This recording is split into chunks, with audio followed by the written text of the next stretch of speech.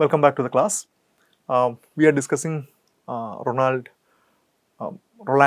Inden's essay Orientalist discourse, Orientalist construction of India.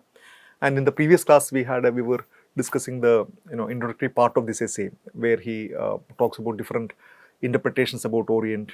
And in this essay, which I wish to conclude with this class, is talking about the Orientalist discourse. He identifies multiple interpretative, descriptive, and hegemonic accounts. So we will have a very quick look at these major arguments. So, the discourse of the Orientalist, we have recently been told, presents itself as a form of knowledge that is both different from and superior to the knowledge the Orientals have for themselves. This is something that we discussed, how the Orientalists present themselves as having superior knowledge to that of the people whom they study. Backed by government funds, disseminated by universities, supported by the ACLS and SSRC, endowed by the Ford Foundation, and given more than equal time by the New York Review of Books, the knowledge of the Orientalist, known today as the area studies specialist, appears as rational, logical, scientific, realist, and objective. And this is a familiar argument. The knowledge of the Orientals, by contrast, often seen irrational. We know that, we have discussed that. Now, it authorizes the area study specialist and his colleagues in government and business aids to advise, develop and modernize arms and stabilize the countries in the so-called third world.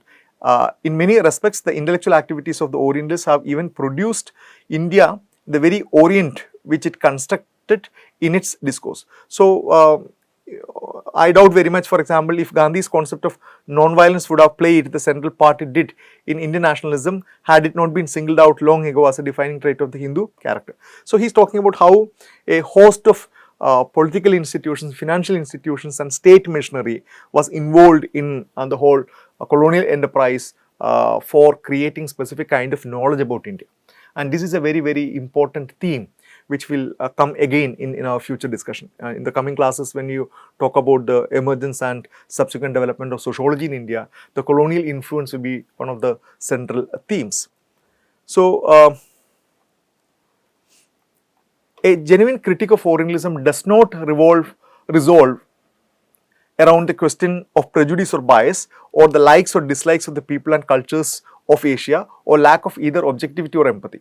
Emotions, attitudes and values are, to be sure, an important part of Orientalist discourse, but they are not coterminous with the structures of ideas that constitute Orientalism, or with the relationship of dominance embedded in that structure. So, he's arguing that beyond the individual prejudices, likes or dislikes, there is a very important structure of ideas, okay, very important structure of ideas that almost had a kind of a hegemonic influence on the people who studied.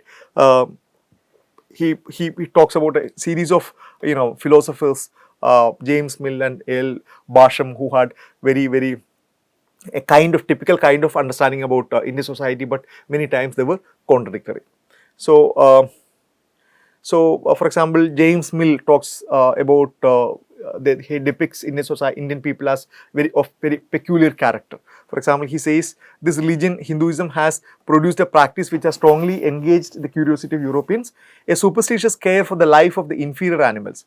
A Hindu lives in a perpetual terror of killing even an insect, and hardly any crime can equal that of being unintentionally the cause of death of any animal or more sacred of the more sacred species. So these are the kind of the way in which Hindu religion or Indian people were made as a kind of a caricature by some of the very important influential people like James Mill.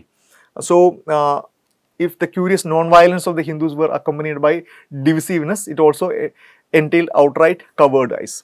So, he also talks about how cowards Indian people are, and how they are unlike the European counterparts who were kind of bold enough or adventurous enough to venture out to the unknown world.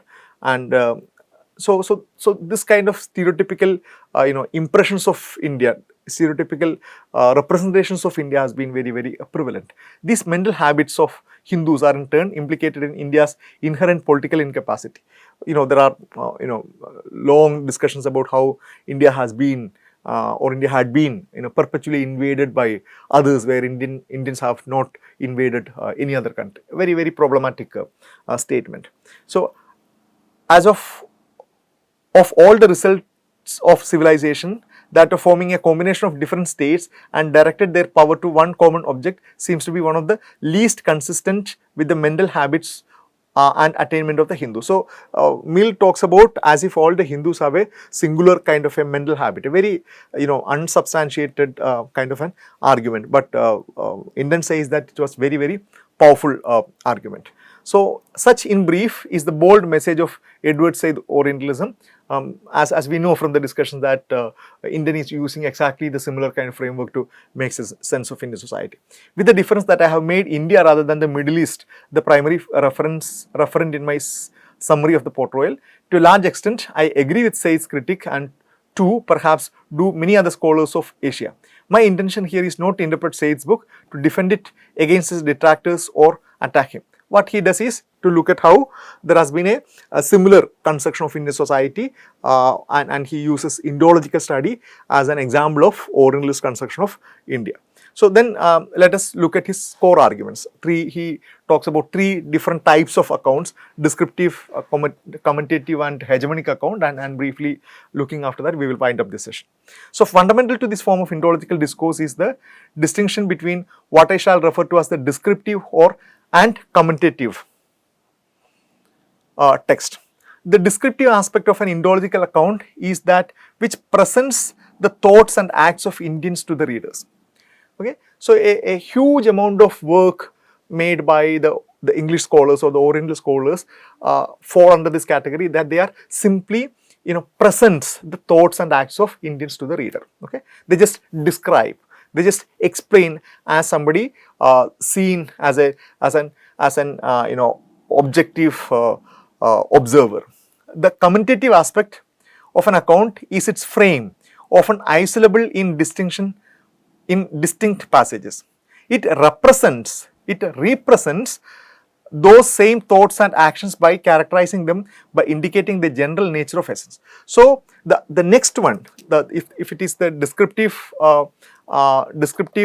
accounts are of one character, that it just presents you with the kind of description. The commentative accounts, okay, the commentative accounts go a step further, and it presents a kind of a particular framework, through which the scholar will enable you to understand this particular reality. Okay, so this is how this particular word is important. The way you frame certain things, the way you frame your data, the way you present the kind of an observable thing in a more intelligible framework. Okay, so that is where the author comes here with his insight about the nature of people, and then helps the reader to make sense of what he or she is observing or reading. So this commentative account is something very important, where the ideas and prejudices of the Western scholar comes into picture.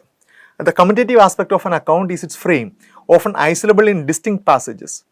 It represents those same thoughts and actions by characterizing them, by indicating their general nature of essence. So here they revolve around the idea of essence. It actually characterizes they interpret these observable facts for the reader, and then helps the reader to understand it in a particular character.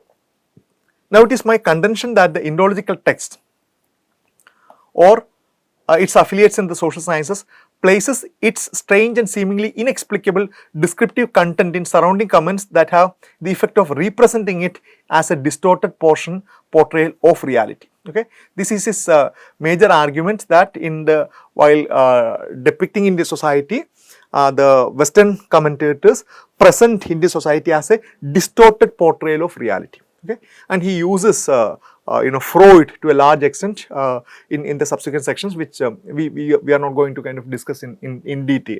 That is, it functions to depict the thoughts and institutions of Indian as distortions of normal and natural, that is Western thoughts and institutions.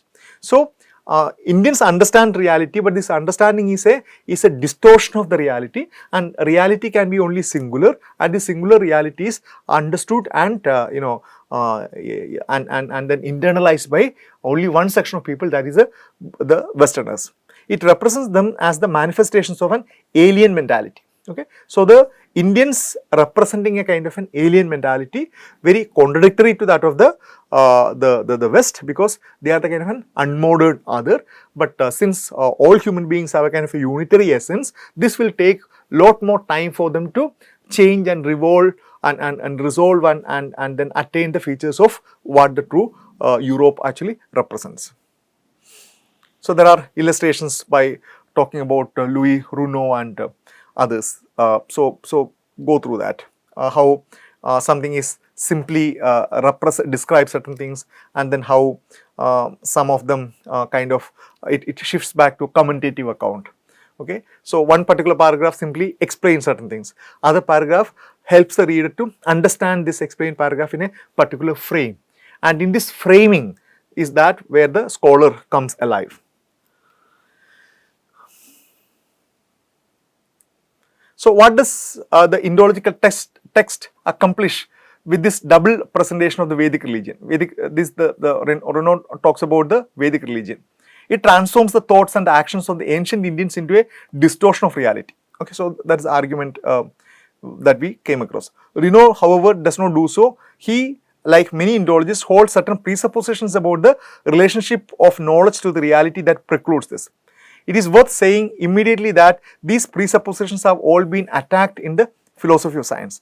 He assumes that there is a single determinate external reality out there which human knowledge merely copies, represents or mirrors. Western science, claiming to be empiricist or rationalist in its epistemology and realist in its ontology, has privileged access to that reality. So this is a very important philosophical discussion about a heavily Eurocentric understanding about reality. Okay, a reality as singular and reality as approachable through empirical methods, and empirical methods as being the most authentic way of accessing this particular reality, and a kind of a complete faith on our senses. Okay, complete faith on a unitary understanding of reality, the development of positivism and other scientific kind of argument as the most legitimate way of understanding things. So this really represents the crux of a Eurocentric understanding of philosophy of knowledge, which has been criticized, of course, later by quite a lot of other scholars.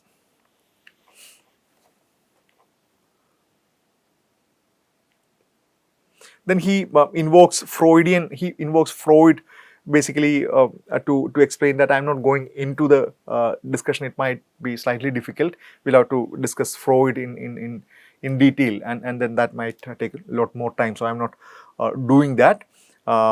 He talks about, say, condensation and displacement and secondary revision by using these are all Freudian tools that Freud used for his dream interpretation, and Ronald Inden is invoking these terms basically to analyze that. It's a particular kind of theorization which I'm skipping it here. Let me now turn to our Indological example. The Indian classification of rituals as Renaud constructs is not a scientific, rational one. The products of mind that leaps between extreme of an occult mysticism and a finicky scholasticism, it is characterized by both of the forms of distortions described by Freud. All these rites are but variations one recalls of a single archetype. The elements of one type of rite appears again and again in other types. The classification scheme is, in other words, overdetermined, uneconomical and incoherent in its organization. So, talking about how Freudian analysis is helpful in making sense of how the Western scholars made sense of Indian religion, Indian society, especially that of Hindu religion. Now, the second kind of accounts. The first we talked about descriptive and commentative account. Second type of accounts that Inden talks about is explanatory and interpretative accounts. Freud also distinguishes a third type of distortions which he labeled secondary revision, operating after the condensation and displacement have done their work. This process, also known as secondary elaboration, provides the confused dream text with an orderly facade. Many Indological texts do not go beyond the commentative. Many others, however, go on to include explanations or interpretations, which closely resembles Freud's secondary revisions. Just as passages of comments frame those descriptions in an Indological account, so those of secondary revision frame in turn the commentative aspects of these texts. In turn, the secondary revisions frame in turn the commentative aspects of this text. So he's talking about how the quite a lot of Oriental scholars also indulge in a kind of a providing an explanatory or interpretative account of the behavior of the Oriental people. Okay, so it is not only kind of describing or helping to frame it, but also they take upon themselves the responsibility to provide explanations. Okay, because these people they cannot engage in this kind of a sophisticated explanation, and that burden also is falling on this particular Western scholars. Secondary revision is an account of South Asia goes just the other way. It makes the strange and incoherent seem rational and normal. It is, however, not attributed to the Indian mind. The Indologist himself takes the credit of providing this orderly facade for Indian practice. So, this is exactly what we were talking about, that there is a very complicated, complex reality in India, and it is only possible for the Western scholars to make sense of it. Okay, only Western scholars possess the faculties to make sense of that. The ordinary, the native population, the people who indulge in this kind of a cultural activities are unable to understand or explain it. Rather, it has to be done, or this whole burden falls on the shoulders of this expert scholar. Here, the scientific theorist, the physical anthropologist, the racial historian, historical materialist, comparative mythologist, social psychologist, historian of religion, structural functionalist anthropologist, Parsonian socialist, or developmental economist truly come into his own. So, these are the frameworks used by the scholars supposedly claiming this kind of a specialized field to come into the picture and then do the kind of an explanation for the rest of the society. Yeah, nearly all these secondary revisions tend to be monistic and to concentrate on one sort of cause or factor to the exclusion of others, which is to say that they are also almost invariably reductionist. These explanatory texts, which presupposes the existence of a single fixed external reality, analogize a society, nation, or civilization to our organism and see its particular configuration of a thought and institution as the outgrowth of adaptations to a given environment, or as the development or unfolding of an essence consisting of fixed defining attributes. So, this again something that we discussed, how this early preoccupation with development of organisms and development of living organisms influenced these people. Before turning into the topic of hegemonic account in Indological discourse, let me summarize what I have said about the work that discourse. The result of the discursive work within Indology and affiliated human sciences is first to present the reader in a descriptive passage with some facts on the other. Okay, so it has a multiple levels of explanation. The most basic and fundamental first level is to present certain facts about the other. Okay. And as you know, these facts he puts it in inverted comma because these facts themselves are a construct. Okay, these facts themselves as a product of a particular way of looking and constructing them. The accounts then or concurrently represents the other in a commentative terms as radically different from the self.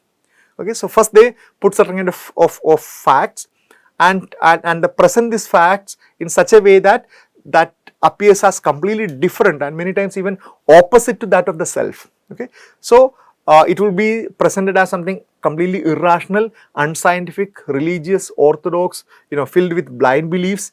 Okay, speaking in the language of collectivity, not that of the individual. So all these depictions are in stark contrast with the way in which self is created. Okay, so we discussed this point earlier. The self, that is a Western self, is seen as rational, it is seen as logical, it is seen as scientific, it is seen as gone beyond superstitions, it is seen as modern, it is seen as industrial, it is seen as individualistic, it is seen as speaking the language of capitalism and democracy, whereas the other is talking in completely different opposite voices.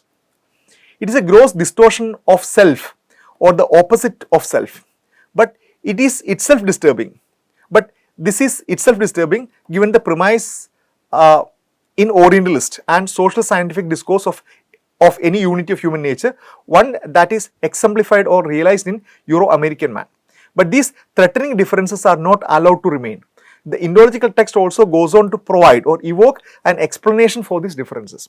So, these stark oppositions are not left there, they are then the scholars come again and then they provide kind of an explanation for the differences. These explanations or interpretations are almost always naturalistic. Okay, that is, they lie beyond, behind or outside the consciousness and activity of the others involved. So, they do not really reduce it to the consciousness and activity of the others involved. It is necessary for the other to be the way she is because of the environment, its racial composition, its inferior place of the evolutionary scale. Okay, this is again something very important. As we know, this was the time when the kind of a scientific racism was at its peak. It was almost considered as commonsensical that there are human species, modern human beings are made of very separate, distinct races on the basis of people's features. And not only that they were separate and distinct races, they were also kept in a kind of a hierarchical manner, okay, with the Caucasoid European race at the top and the Negritos at the bottom. So, once the reader comes to know the natural reason for the other's otherness, the threat of it is naturalized. The explanation is thus one which restores the unity of mankind with Western man as its perfect embodiment. Okay? As we mentioned that these people, these Orientalist people, they are these Oriental people, they are behaving in very different way, they have very different culture, but it is not because of their consciousness, but it is because of their say their different place in the evolution, because of the natural reasons, because of a host of other other naturalistic reasons, because of its environment, its racial composition, its inferior place in the evolutionary scales. Okay, so though they share the kind of similar character, they appear very differently. Though there is a common singular essence combining the European and the rest, these people are very different. These people are almost seen as the other of the self because of these reasons. It does this by hierarchizing the others of the world, by placing them in a spatial, biological or temporal scale of forms, one which always culminates in the Homo Euro-Americanensis. So, Homo Euro-Americanus is seen as the epitome of human evolution. And the final one, he is talking about the hegemonic account, how certain texts assume the kind of a hegemonic account. And hegemony, again, as you know, is a term popularized by Gramsci, Antonio Gramsci, talking about how the power relations exist not only in the realm of the political field, but also in the realm of the civil society field through knowledge and other kind of seemingly innocent institutions, and how this hegemonic power has a kind of an absolute control, more or less absolute control over the population, and how power kind of works in a very indirect manner. So, Sir William Jones is usually the man who is credited with first suggesting the Persian and European languages were related to one another and not descended from Hebrew. He was also the person largely responsible for formulating in 1784 the first Indological institution, the Asiatic Society of Bengal. If one person can be named as the founder of Indology, it is certainly he, William Jones. Because he advocated the importance of studying Eastern languages and texts in India, he and some of his colleagues were dubbed Orientalist. They were opposed by certain utilitarians who came to be known as Anglicists because they argued that the Western knowledge in English would displace the Eastern. The most notable of these opponents was James Mill, whose History of India was in large part written as a refutation of some Jones ideas. The victory which Mill and his colleagues gained over the Orientalists in shaping the politics of the East India Company had the effect of securing dominance of the utilitarian or positivist view both in governance practice and in fledgling discipline of Indology. So, in the fledgling discipline of Indology. So, he is talking about how James Mill and his work, The History of India, assumed a kind of a overarching importance in the larger scale of things, and how they systematically countered many of the arguments of William Jones and others who had a more positive approach about Indian society. Every discipline has within its particular historical formulation texts or accounts which can be dubbed hegemonic. The idea of a text as hegemonic that I use here is taken from the large part from Gramsci, particularly in the sense that such a text is not concerned with narrow and internalistic issue of the discipline itself, but with the broader questions of India's place in the world and history. Issues in which these outside of the discipline, the active subjects of the world, business and government leaders, and the more passive subjects of the world's history, the populace at large, are interested.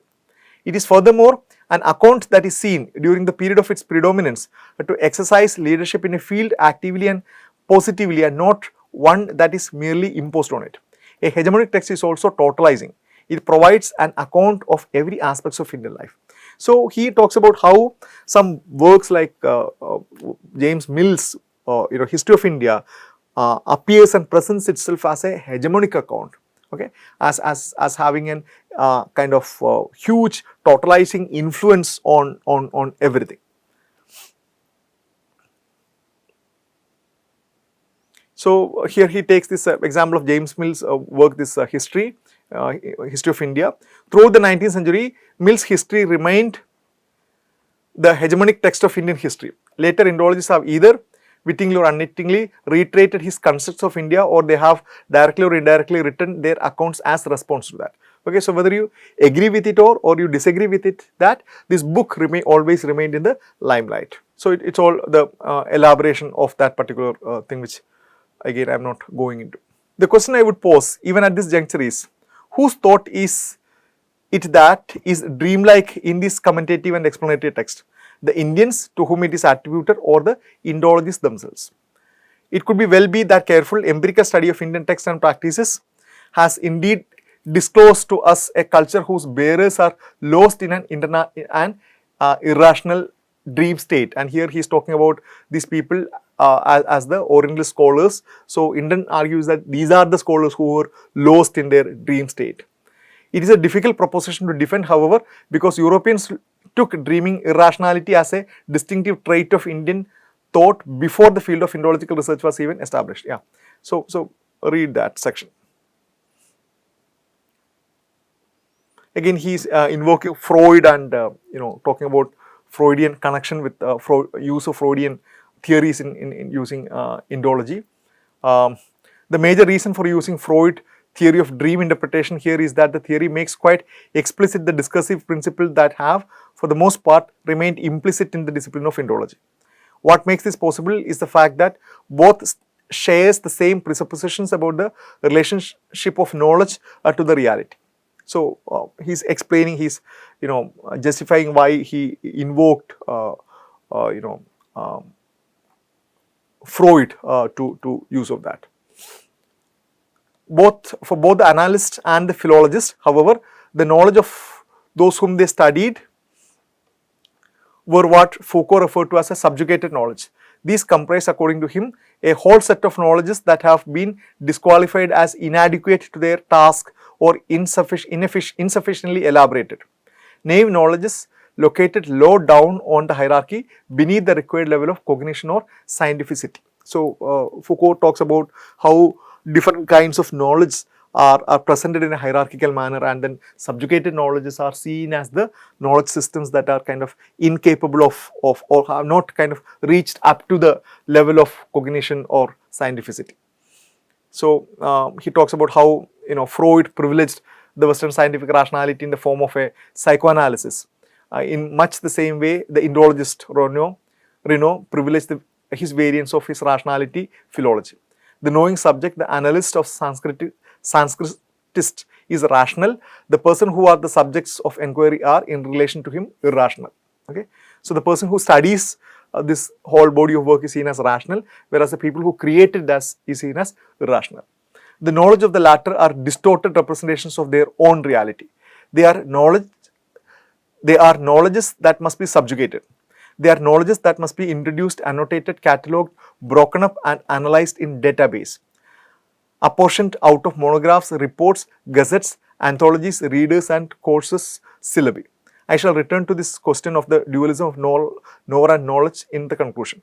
Let me now, however, turn to a brief examination of the construction of India that appears in the hegemonic text of Indological. So, from here onwards, he goes on to explain the kind of these two terms, this Oriental despotism, which are and Asiatic mode of production.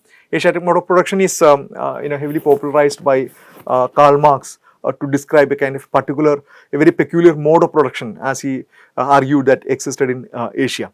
Okay, which which according to him was qualitatively very different from that of the European society, which had different kinds of mode of production.